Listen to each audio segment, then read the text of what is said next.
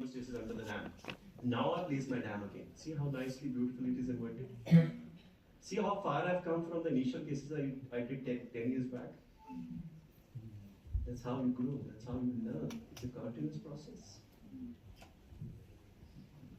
So everything is nice and neat, and you can take a sigh of relief. It's like,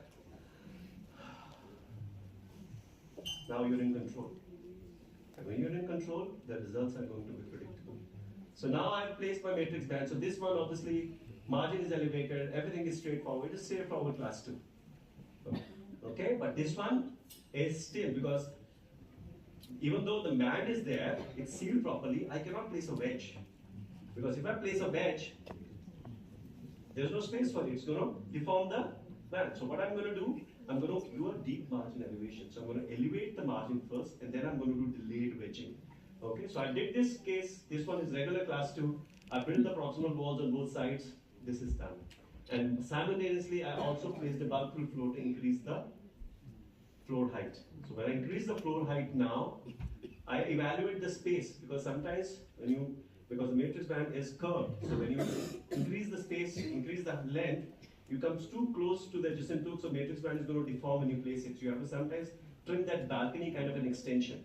Now look at this, how mindfully you have to work, how small little details you have to pay attention to.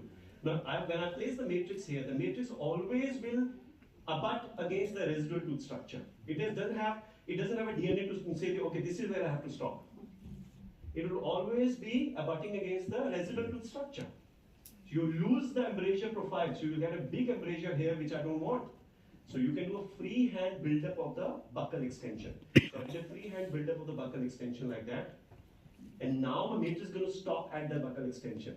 And that's going to reduce the size of my buccal embrasure. Okay, and not only this is also going to increase the size of my contact. And that's what we did. See? This is how the matrix otherwise would have landed up, and would have had a big buccal embrasure and a narrow contact. And when I increase the circumference here, now the matrix goes and stops here. I have a bigger contact, I have a smaller buccal embrasure, and everything that I desire. But do you like this one, or do you like that? Of course, I don't want such a big embrasure here, right? Right? So now when I place my matrix, see now how nicely it is supported there. There's no distortion, nice seal is maintained. Now I start building it up slowly and steadily. So, subtractive modeling here again. Put some stains for my happiness. Okay, and then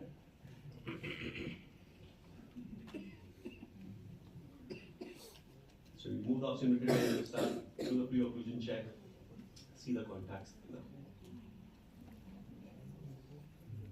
That's what I wanted. Smaller occlusion embrasures, wider proximal embrasures, smaller buccal embrasures. Smaller, look at that IOP there. Smaller buccal, wider palatal embrasures.